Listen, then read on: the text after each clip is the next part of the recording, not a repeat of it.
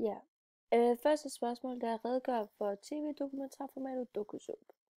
Og DokuSoap, det ligger rigtig tæt op af den her tv-dokumentar, altså hvor vi blandt andet har den her reality-dokumentar. Og den, indeholder flere følelser og effekter.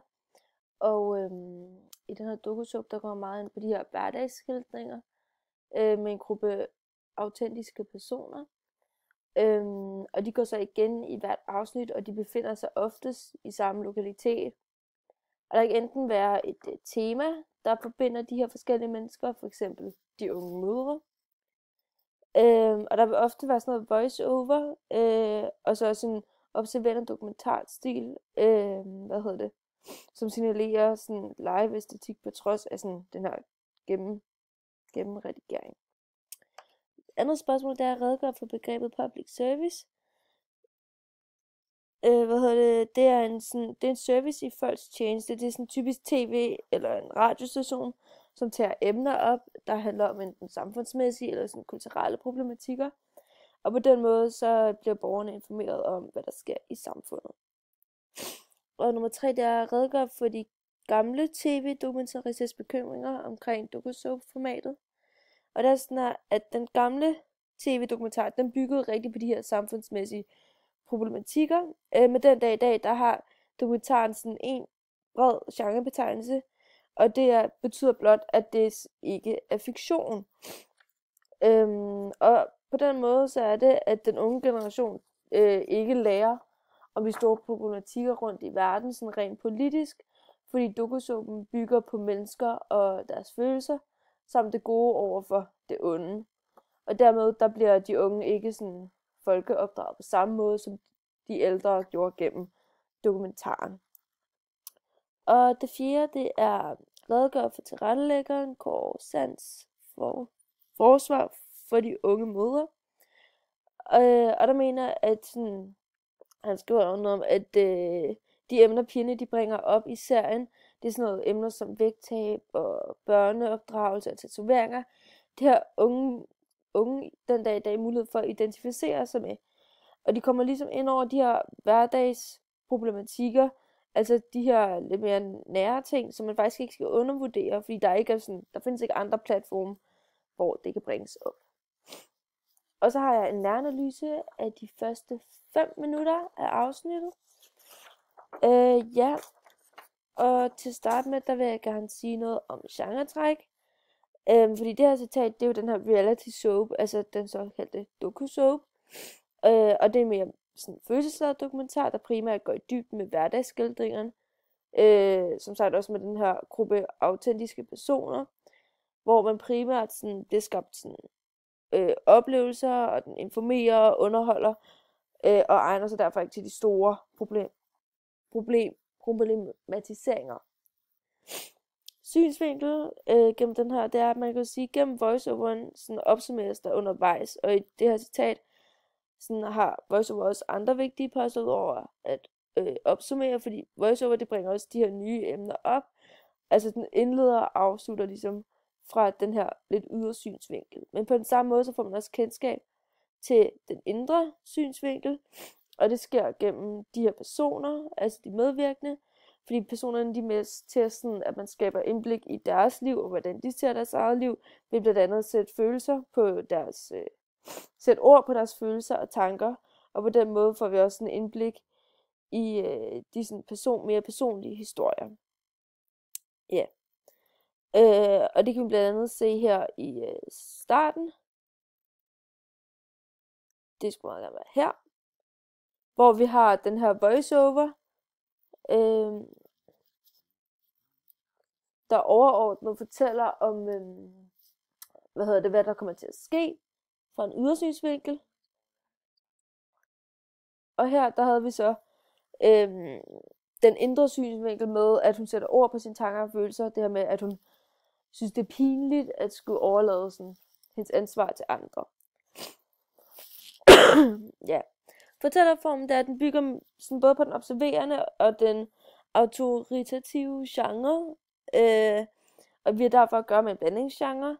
Den autoritative fortæller, det er, at der ønskes også, at seerne kommer sådan tæt på personerne som muligt gennem kameraet, og derfor er det vigtigt for fortælleren at forholde sig lidt kritisk, og måske også lidt pågående og sådan, til dels også afslørende, for at det er sådan muligt for seerne at få det størst mulige indblik i personens virkelige liv. Og det fremgår også tydeligt, at den er ledsaget af en række opsummeringer og delkonklusioner. Og billedsiden er præget af flere faktaelementer, som for eksempel det her klassiske sådan lidt interview af personerne, som vi ser her, som er et interview af Melissa. Og så den observerende fortæller, det er, der ser vi tydeligt, at vi har gjort brug af det her fluen på væggen, hvor det er vigtigt, at fortælleren faktisk også ikke går ind og overtager, og kun bringer de vigtigste pointer på banen. Og endnu en af de elementer, som fortælleren ikke sådan, som er vigtigt, at fortælleren ikke gør, det er, at den skal ikke sådan fremstille personerne, men de skal sådan fremstille dem selv, og skal derfor sådan, fortælleren skal forholde sig lidt mere objektivt. Og lydsiden, den er også præget af det her sådan asynkron lyd, for at skabe sådan den mest objektive effekt. Vi har dog asynkron lyd med os i det her citat, men det er ligesom, man hører ligesom, at det er personerne og de medvirkende, der fortæller om deres liv. Sådan med hensigt, så kan man tydeligt se sådan den observerende sådan hensigt, fordi målet med den her dokumentar, det er tydeliggjort, altså at vi ser sådan en realistisk skildring af hverdagslivet, og en af de mere sådan tydelige hensigter er, at vi skildrer andre sider af hverdagslivet, som vi normalt ikke ser i offentligheden. Det kan være de her personlige kriser, eller andres livsformer, eller de unikke individer. For eksempel i de unge møder får man indblik i deres hverdagsliv, med forskellige udfordringer. Altså der er sådan tale om de her lidt unikke personer, med forskellige livsformer, som vi ikke sådan får kendskab til i samfundet.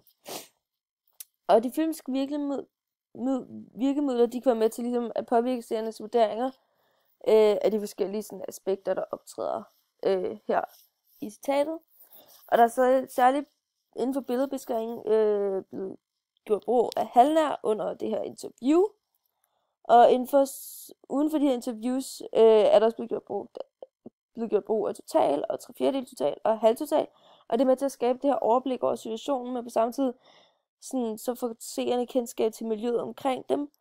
Og altså derfor får man mere indblik i den her situation. Vi ser blandt andet... Det skal meget gerne gøre det i starten her.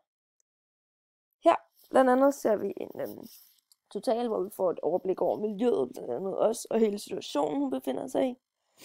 Perspektivet, det er relativt normalt, for på den måde sådan forholder man sig også mest objektivt til blandt andet personen. Kompositionen, der er de her lidt mere vandrette linjer, som er med til at skabe sådan harmoni i billedsiden, og det skaber også sådan stabilitet. Kamerabevægelserne, der ser vi der henholdsvis bliver brug af håndholdt kamera, der følger personerne rundt i blandt andet huset. Og på den måde, så bliver der også gjort brug af den her traveling.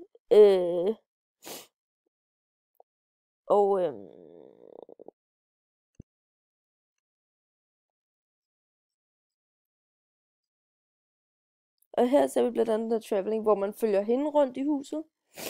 Og det bruges, ja, som sagt, når personerne er i bevægelse eller lignende. Man ser også den her panorering af de som også er sådan et vigtigt element, da det også sådan bevæger sig sådan vandret om sin akse, hvis man kan sige det på den måde, og det er også med til at give et overblik over situationen og miljøet. Lyset i den her dokumentar, det spiller ikke den største rolle. Der er brugt der high-key-belysning, som også kaldes neutral lyssætning, hvor man kan se alle elementerne i sådan det givne område. I lyden, den her dokumentar er bygget op af en blanding af synkronlyd og asynkronlyd. Den synkronlyd kommer fra personerne, altså deres stemmer og lignende.